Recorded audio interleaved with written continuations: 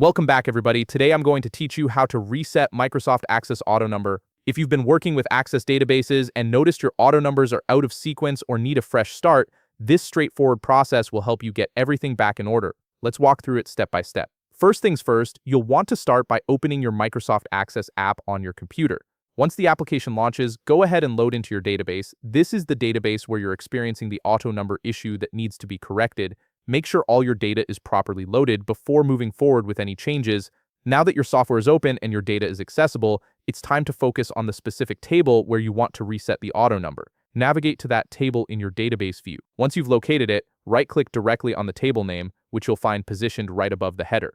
This action is crucial because it opens up the menu that gives you access to the design options you'll need for making structural changes to your table. A small window of options will appear on your screen after you right-click. From these options, click on Design View. The Design View is where Access allows you to make deeper modifications to your table structure, including managing data types and field properties. Once you enter Design View, you'll be presented with all the data type options for each field in your table. This is where you can see exactly how each column is configured. Here's where the actual reset happens. Select the field that currently has the auto number data type assigned to it, the one you want to reset. If your auto number sequence is messed up or not functioning as expected, the solution is actually quite simple. You'll need to delete the existing field and then recreate it fresh. To do this, right-click on the field row you want to reset, and from the options window that appears, select Delete. This removes the problematic auto number field entirely. After deleting it, you'll insert a new field in its place.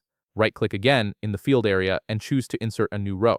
Give this new field the exact same name as the one you just deleted, keeping your table structure consistent. Then from the data type drop-down menu, choose Auto Number. By doing this, you've essentially created a brand new auto number field that will start fresh from the beginning. This process completely resets the row and the auto numbering sequence of your data table, solving any numbering issues you were experiencing. And that's all there is to it. You've successfully reset the auto number in your Microsoft Access table, giving you a clean sequential numbering system once again. If you found this video helpful, please leave a like, subscribe, and see you in the next video.